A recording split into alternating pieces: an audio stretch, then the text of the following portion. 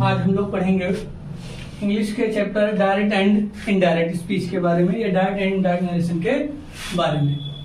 Direct and indirect narration, जब कोई बात किसी वक्ता के द्वारा कही जाती है तो हम उस बात को जैसी बात हो वैसा ही प्रदर्शित करें, या हम उस बात को ज्यों का त्यों प्रदर्शित करें तो डायरेक्ट नरेशन कहलाता है। एंड इनडायरेक्ट नरेशन क्या है? यदि वक्ता के द्वारा कही गई बात का यदि भावार्थ प्रदर्शित किया जाए तो वह इनडायरेक्ट नरेशन है। आइए हम लोग पढ़ते हैं डायरेक्ट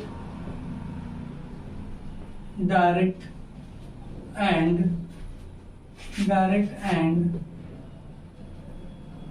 इनडायरेक्ट नरेशन।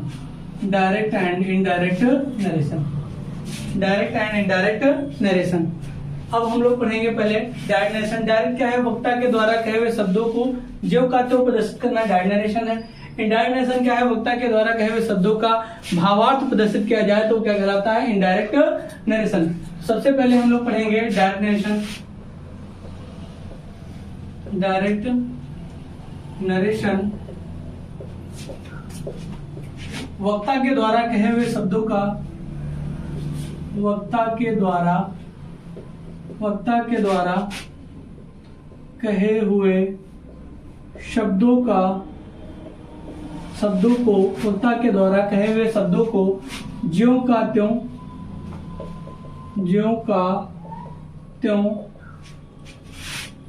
प्रदर्शित करना या बताना डायरेक्ट नरेशन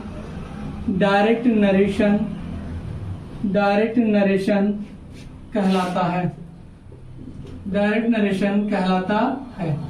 जैसे हम लोग बात करते हैं कि कोई बात हो उसको हम डायरेक्टली प्रदर्शित कर दें तो वह डायरेक्ट नरेशन कहलाता है। जैसे for example, he says comma inverted comma, he says comma inverted comma,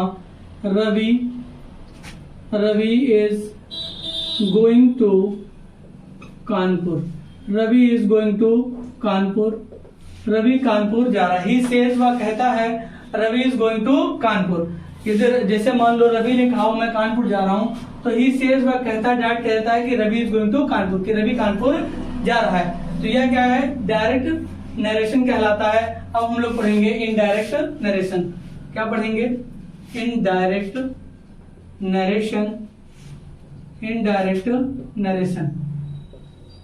narration क्या है? वक्ता के द्वारा कहे हुए शब्दों को ज्यों का त्यों प्रदर्शित न करके यदि उसका हम भावार्थ प्रदर्शित करते हैं तो वह इनडायरेक्ट नरेशन कहलाता है।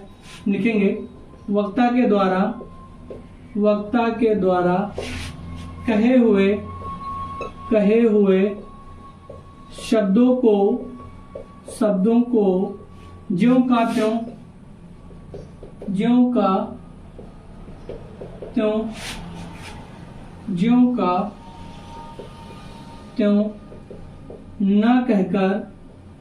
न कहकर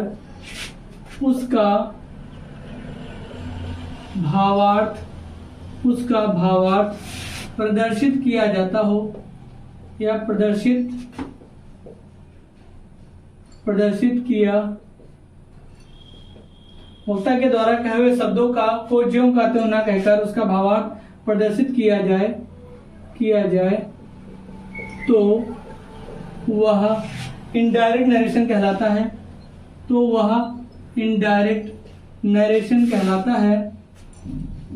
इनडायरेक्ट नरेशन कहलाता है। जैसे एग्जांपल, he says दैट जाता है। रवि is going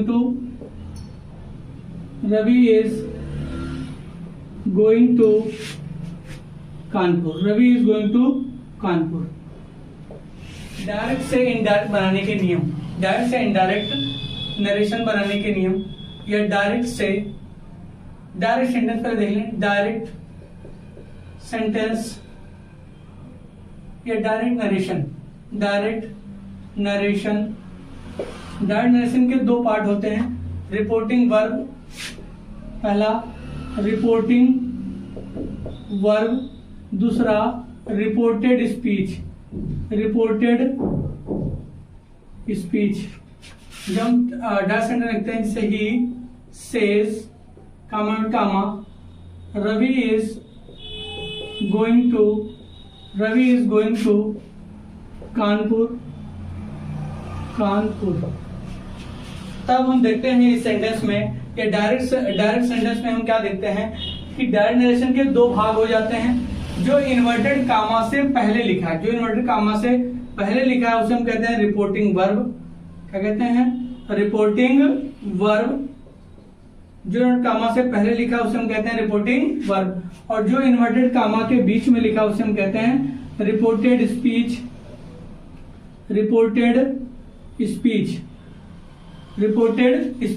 जब हम डायरेक्ट से इनडायरेक्ट में परिवर्तित करते हैं टेंस को, तब हम इस चीज का खास ख्याल रखते हैं कि रिपोर्टिंग वर्ब किस टेंस की है। यदि रिपोर्टिंग वर्ब प्रेजेंट टेंस या फ्यूचर टेंस की है, तो रिपोर्टेड स्पीच के टेंस में कोई परिवर्तन नहीं होता है। यदि रिपोर्टिंग वर्ब पास्ट टेंस की हो, तो हम रिपोर्टेड स्पीच के टेंस को बदलते हैं। इस बात का हमें ख्याल रखना है। आगे हम लोग अगली क्लास में पढ़ेंगे। Thank you.